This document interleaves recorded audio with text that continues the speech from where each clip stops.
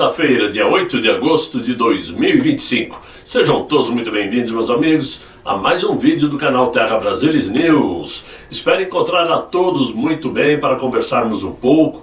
E olha que as coisas estão cada dia mais quentes.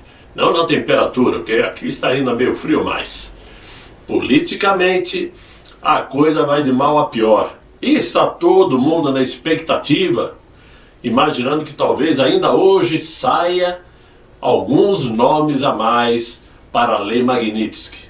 Estamos na expectativa, agora são exatamente 16 horas e 40 minutos, ainda não saiu nada, mas saiu sim que o Donald Trump deu ordem militar para entrar em territórios estrangeiros e combater o crime de terror. E o Brasil está isolado no cenário internacional. A esquerda culpa Jair Bolsonaro, culpa Eduardo Bolsonaro, que eles são traidores do Brasil, que eles cometeram um crime de lesa pátria. E tenho certeza que vão usar isso nos pleitos de 2026. Os traidores, né? Traíram o Brasil, esfaquearam o povo pelas costas. E vão tentar esconder quem provocou de fato essa situação, e que nós sabemos muito bem quem foi. E eu vou falar disso nesse vídeo também. Então tem muito assunto pela frente, não desistam.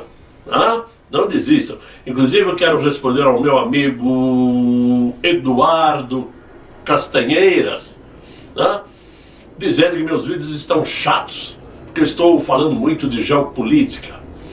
Então eu queria dizer, meu amigo, que infelizmente são os assuntos do momento, e talvez porque as pessoas, os brasileiros, passaram muito tempo prestando atenção em samba, futebol e carnaval, é que o nosso país está como está.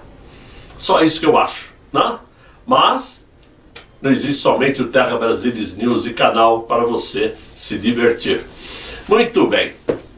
Em um movimento aí que rompe décadas de protocolo e lança um recado direto para a América Latina, o presidente Donald Trump, no dia de hoje, assinou uma ordem secreta que autoriza o Pentágono a preparar e, se necessário, executar operações militares contra poderosos cartéis de drogas, todos estrangeiros. A decisão foi confirmada por fontes do governo e coloca na mira organizações como Cartel de Los Soles, né, onde dizem que o Maduro está enterrado até os dentes, o Cartel de Sinaloa, o Cartel venezuelano Trem de Aragua, a gangue transnacional MS-13. E quem é que sabe se o PCC não está no meio, hein? Todos agora oficialmente classificados pelos Estados Unidos como organizações de terror. A palavra completa eu não posso dizer aqui porque eu não sei, o YouTube não gosta. Mas, com esta designação, a Casa Branca abriu caminho para usar contra elas o mesmo arsenal legal e militar já empregado contra grupos como o Estado Islâmico e a Al-Qaeda. Historicamente, o combate aos cartéis sempre foi conduzido aí por agências policiais em cooperação com governos estrangeiros. Mas, com esta nova diretriz, Donald Trump transformou a questão em missão de segurança nacional, autorizando desde operações de forças especiais e ataques cirúrgicos, até interdições navais e vigilância aérea avançada sobre rotas de tráfico. Olha só que coisa, hein? Coisa seríssima. A ordem cria as condições para que militares atuem em águas internacionais ou até em territórios estrangeiros, caso seja considerado necessário. No campo diplomático, claro, o risco é de danos irreversíveis com relações regionais, reacendendo aí um sentimento anti-americano que sempre existiu. E o nosso Brasil, infelizmente, está nessa, né? Anti-americanismo, os Yankees, os imperialistas. Só que isto tudo coloca aliados em posição desconfortáveis, né? Principalmente aqueles que têm o que esconder. Mas a determinação de Donald Trump é que o uso do seu poderoso serviço secreto, juntamente de forças militares, os Estados Unidos possa evitar riscos à soberania nacional. Trump e seus aliados defendem que a mudança é necessária para enfrentar redes criminosas cada vez mais violentas e bem armadas que estão conectadas globalmente. Isto é sob proteger vidas americanas e cortar o fluxo de drogas mortais para a nossa comunidade. Agora, todo o instrumento da segurança nacional está sobre a mesa, disse um alto funcionário da Casa Branca. O certo é que agora os Estados Unidos acabam de elevar a guerra contra as drogas a um patamar militar, com consequências que podem ecoar por toda a América Latina por décadas. A América Latina é o alvo. Disto não tenho a menor dúvida, tanto é que Donald Trump citou o nome dos cartéis. Né? E, principalmente porque, eu vou contar uma coisa agora. Vamos lembrar que em maio desse ano, durante uma reunião em Brasília, entre autoridades dos Estados Unidos e do Brasil, representantes americanos solicitaram que o governo brasileiro considerasse o PCC e o CV como organizações do terror. A ideia norte-americana era que esta designação facilitaria a aplicação de sanções, medidas financeiras e ações de segurança para combater esses grupos. Só que o Brasil recusou a ideia e continua chamando esses grupos apenas de organizações do crime. Vamos lembrar também, e aí é um ponto muito importante, que o almirante de 4 estrelas, Alvin Halsey, comandante do Comando Sul das Forças Armadas dos Estados Unidos, esteve no Brasil em maio, e vocês se lembram disso, e veio para uma visita de 3 dias, mas mirando saber sobre o PCC. Né? Halsey, que pretendia se dirigir para o estado do Acre, onde visitaria a região da tríplice fronteira entre Brasil, Peru e Bolívia, que era o foco da operação contra o tráfico de drogas e de armas, não teve autorização do governo brasileiro para a visita. Os Estados Unidos não engoliu essa recusa brasileira. E claro, se recusou é porque tem coisa. Se não deixou ir até lá, é porque não pode. Eles têm coisas a esconder. O que deveria ser uma visita de alto nível para fortalecer laços militares entre Brasil e Estados Unidos, acabou ganhando contornos diplomáticos delicados, já que a decisão brasileira foi baseada em protocolos de soberania e segurança nacional, evitando qualquer interpretação de ingerência externa em áreas sensíveis. A palavra sensíveis diz muita coisa, não é isso? Naquele momento, meus amigos, já havia a ordem do presidente Donald Trump autorizando o Pentágono a preparar operações militares contra cartéis estrangeiros. Fato que só se tornou oficial no dia de hoje para a população.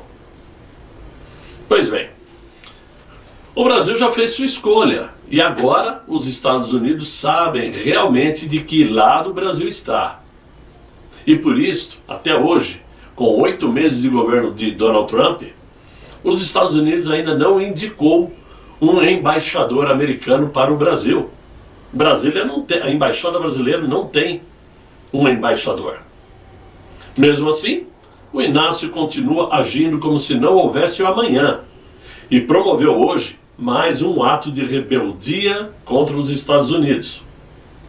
Por determinação dele, o Itamaraty convocou o encarregado de negócios da Embaixada Americana, o Gabriel Escobar, para demonstrar profunda indignação com o tom do conteúdo de mensagens publicadas ontem nas redes sociais pelo Departamento de Estado e da Embaixada Americana. Claro que esse foi um ato teatral do governo brasileiro, já que os Estados Unidos não irá se retratar em nada. Aliás, o governo do Inácio está espalhando pelo mundo que até agora não conseguiu conversar com Donald Trump, que não houve espaço para uma conversa, e na verdade nós sabemos que ele é que não quer. Ontem mesmo, o Inácio disse que não iria se submeter a uma humilhação em telefonar para Donald Trump.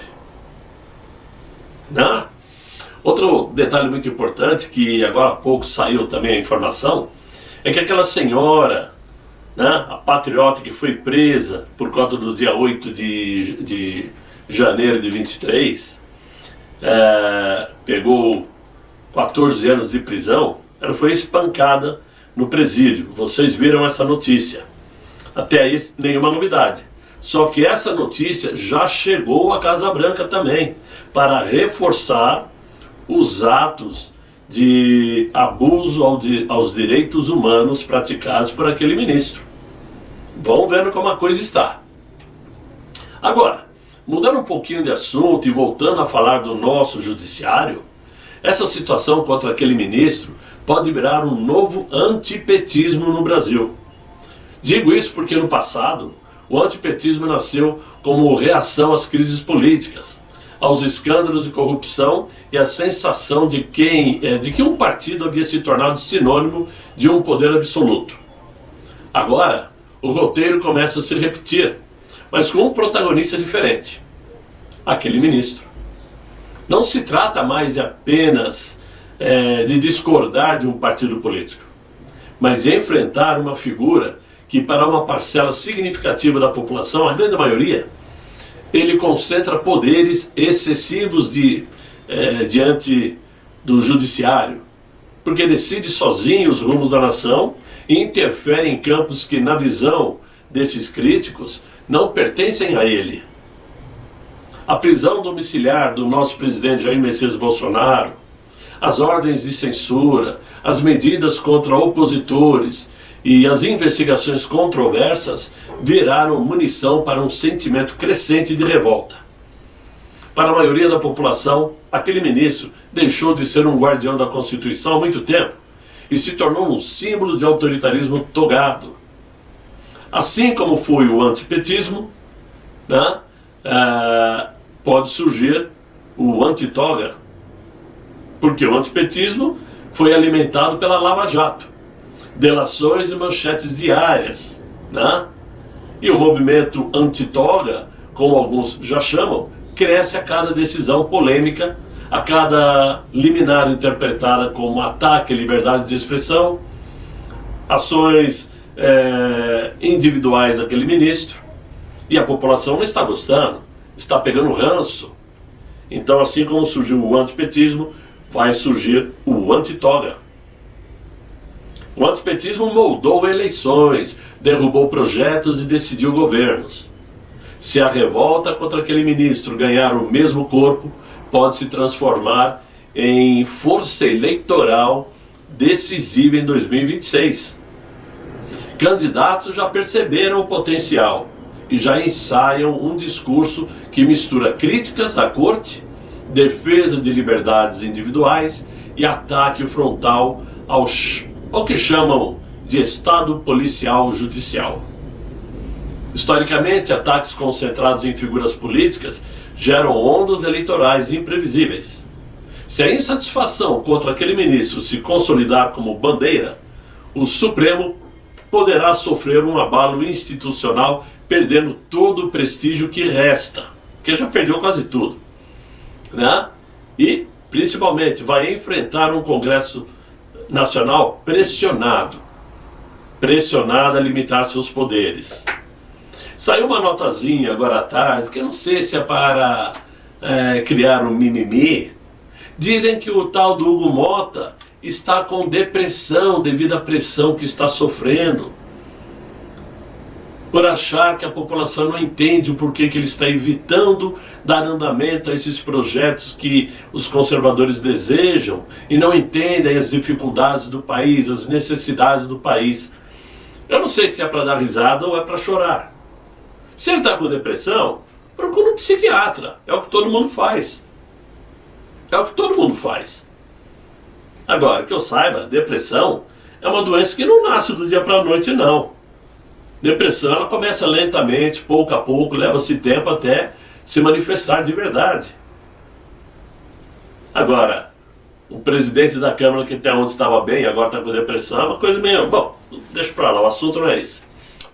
Mas o antipetismo foi a faísca, digamos assim, que incendiou o Brasil político da última década.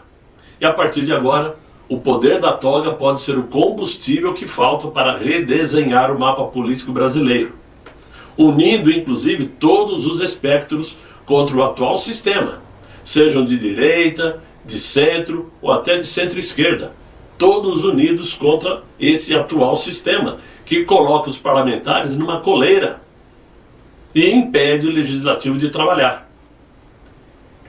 Claro que nos encontramos aí nessa situação por uma série de ações antirrepublicanas do atual governo, que em apenas 2 anos e meio conseguiu nos atolar num pântano social e político difícil de imaginar que seria. Desde a degradante atuação presidencial até as absurdas decisões tomadas unilateralmente pela Suprema Corte Brasileira e passando pela letargia do Poder Legislativo, o Brasil se colocou frontalmente contra os interesses americanos, o que nos tornou alvo de sanções. Nos corredores da Casa Branca e do Pentágono, a narrativa é clara. O Brasil deixou de ser um parceiro confiável e passou a ser um fator de risco para a segurança nacional dos Estados Unidos, por uma série de motivos. Alinhamento estratégico com a China, participação ativa no BRICS, com Rússia e Irã, apoiando regimes hostis lá aos Estados Unidos, como o Hamas, né? O Hezbollah, etc. e tal, defesa de moeda alternativa ao dólar, proximidade com o sistema financeiro russo e risco de censura e controle digital. Para Washington, é como se o Brasil estivesse virando uma base avançada de influência chinesa e russa no hemisfério ocidental. Um hub geopolítico, um ponto central de influência, conexão e articulação dentro do tabuleiro internacional. E por que Washington pensa assim do Brasil? Claro, porque motivos o governo brasileiro dá todo santo dia, não para, é o tempo todo. E agora, além da atuação do judiciário, o governo americano também está prestando atenção na atuação do legislativo, percebendo que os presidentes do Congresso Nacional não querem dar andamento a pautas colocadas pelos conservadores, pelos parlamentares de direita, pautas como anistia, principalmente, que é o foco.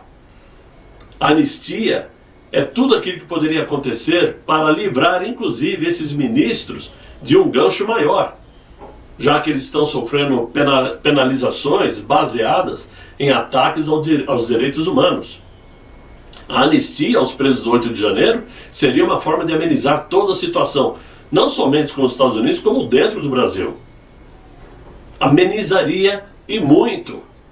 Traria um pouco de paz para a cabeça das pessoas. Né?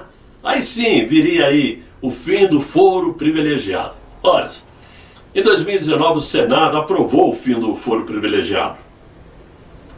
Alguns de vocês vão se lembrar. Foi aprovado. Só que em 2024, o próprio Supremo derrubou aquela lei que foi aprovada dentro do Congresso Nacional. Uma lei do Congresso Nacional. O Supremo derrubou e instaurou novamente o foro privilegiado, mesmo para quem já tinha terminado o exercício de mandato, como Jair Messias Bolsonaro. E por que fizeram isso? Para continuarem com Jair Bolsonaro na coleira, para estarem fazendo com ele o que estão fazendo agora. Então, está a Câmara mais uma vez querendo brigar para votar o fim do foro. Não vai passar. E se passar, o Supremo vai derrubar. Não adianta. É o Supremo que está governando o país e as pessoas têm que entender isso de uma vez por todas. Lá no Congresso Nacional só é aprovado pautas menores, pautas pequenas. As que realmente nos interessam não vai a lugar nenhum. Até porque, né, o seu Davi Alcolumbre já disse que não vai pôr em hipótese alguma um processo de impeachment para andar, mesmo que tenha 81 votos favoráveis. Isto cabe o quê? Um processo de impeachment contra Davi Alcolumbre. O próprio Nicolas Ferreira parece que até se manifestou em colocar um projeto de impeachment contra o Alcolumbre. Por quê? De acordo com os parlamentares de oposição, nós já temos 41 assinaturas de senadores. Já é o suficiente para abrir um processo de impeachment contra o Alcolumbre. Isso é fato. Só que nós temos aí um Supremo que se mete em tudo, proíbe tudo que é da direita, só libera coisas da esquerda, e por isso o Brasil está na situação que está. E tudo isso aconteceu enquanto o brasileiro estava ali ouvindo um sambinha, né? Curtindo um futebolzinho e festejando o carnaval. E a turma da MPB, né? Um banquinho, um violão, aquela turminha da esquerda que sempre existiu, Tom Jobim, Chico, Caetano, essa cambada aí que para mim não serve para nada. Me desculpe quem gosta de MPB. Mas isso levou o Brasil a essa situação que estamos hoje. E se lá atrás a música, como que era? Caminhando e cantando, né? Seguindo a canção, somos todos amados, armados ou não, se serviu para derrubar o regime militar, de repente essa música possa voltar a ser um hino para parar o sistema político que acontece hoje no Brasil. Não é isso? Mas por enquanto é o que eu tinha para vocês. Até esse exato momento não saiu mais nenhuma notícia sobre Lei Magnitsky, então vamos ficando por aqui. E eu espero que vocês tenham um excelente final de noite, muito bom descanso. Até amanhã, se Deus quiser. Espero encontrá-los amanhã em um novo vídeo, ok? Fiquem bem, fiquem com Deus. Tchau, tchau.